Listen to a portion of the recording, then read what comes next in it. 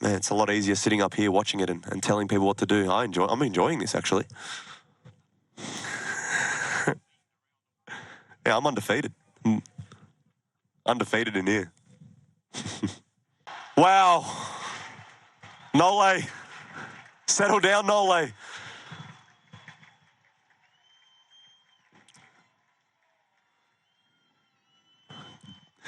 Best defender of all time? Arguably. Look at that. Full stretch backhand. 36. More like 26. He was there with time. Got over it.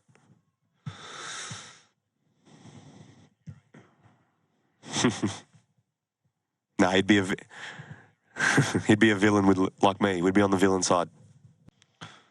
Yeah, world class. How many times have we seen that? Just threads the needle.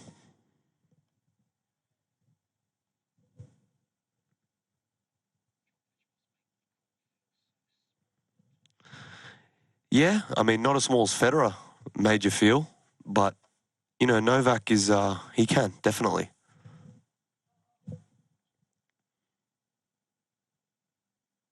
You know, best of fives are awesome at the Grand Slams. I think the ups and downs are cool, but I think best of three, you'd see a lot of new Slam winners, that's for sure. You know, say if Poppy won this second set, it's like, you know, it's game on.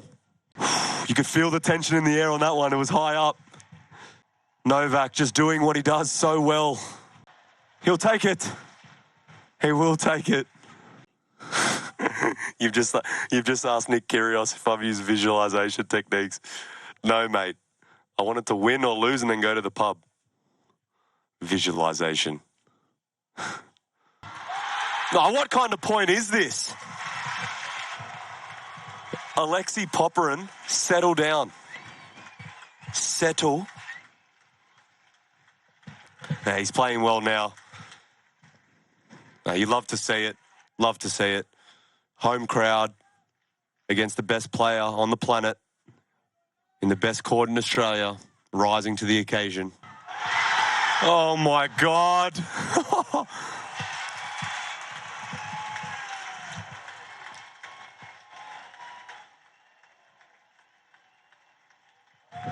Incredible level.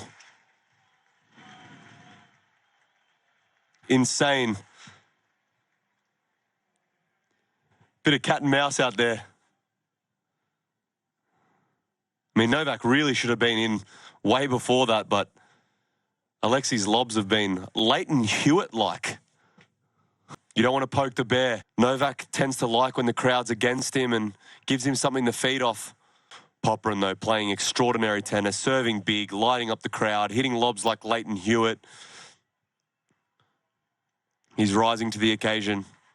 You almost feel as if when Popyrin told the crowd to get up, that really got on Novak's nerves. You know, I think there was a period of time where big servers had the definite advantage, you know, in some parts of the year, but it all seems to be pretty equal speeds everywhere now. You know, rarely is there an incredibly fast time of the year, but, you know, I guess it's better for viewing if there's plenty of rallies and, you know, more entertaining shots, like as we're seeing some of the rallies today from Alexei Popyrin and Novak Djokovic have been extraordinary. So I can understand why they haven't done it, but I would probably have had 3 or 4 Grand Slams if I played on the same surface back in the day. Slick as ice on the grass, just serving 220, 230 to spots. That would have been nice. Wow, bravo. Jeez, Popyrin made him play some tough shots that rally, making him play the extra ball. Oh, the tension, the tension. Get me out of this commentator booth. Jeez, I've never seen Novak be so unpredictable on the tennis court. Serving and volleying, coming in, drop shotting, looking disengaged. Yeah, look, you know, I had a bit of a surgery on my right wrist. You know, it was just riddled with injury last year for me. It was absolutely heartbreaking after that year I had. And yeah, like, it's just it's been so hard. It's been a day-by-day process, and I'm just trying to trust the process and letting my body recover, and I'm listening to my body, and hopefully, Wimbledon's always circled on my calendar, but I just don't want to rush back. What happened to Rafael Nadal is always my fear, having that year off, working so hard, coming back, and just coming back too soon and re-aggravating something and taking more time out. Because it's not a fun place to be for an athlete. I want to be out there giving the world some entertainment. No way! Stop it! Stop.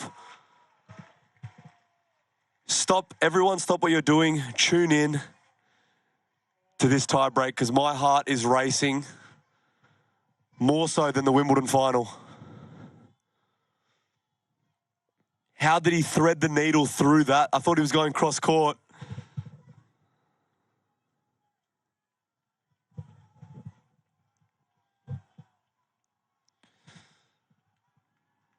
Had a feeling that Novak Djokovic's first serve, it's been a struggle, and his stats are now down to about 60%.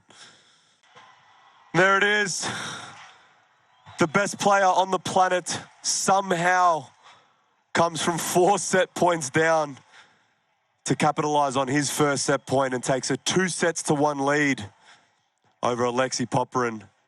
And my goodness, is this crowd, Serbian flags everywhere. They're happy for their man. Yeah, I think there's, times where he knows he's under the pump, and there's definitely players that have tested him in the last couple of months. Alcaraz, Sinner, and that have actually had success against him. But look, at Grand Slam level, I think, he's been in over 30 Grand Slam finals. He's got so much experience. So I think he's pretty much faced every situation there is. So, he gets 2 sets to love down. He deals with a little niggle, deals with hecklers, deals with the crowd, different scenarios. And he's just gone through it all that nothing really phases him anymore. So he's so composed that he's just getting better, and he's able to stay stable where other players like myself or like Alexei Popyrin will waver. He'll just be so rock solid, and that's the difference. And I think that's the best thing about Carlos Alcaraz is he's already made that. He's broken through already at that age, so he can now, the pressure's kind of off his back in a sense where he can now just be more of himself, have fun, play the Carlos Alcaraz type tennis that everyone loves. So I think Novak's experience is just unmatched. You can't buy that. Yeah, for sure, and that's what the Grand Slam best of 5 tennis does to you. It's such an emotional roller coaster.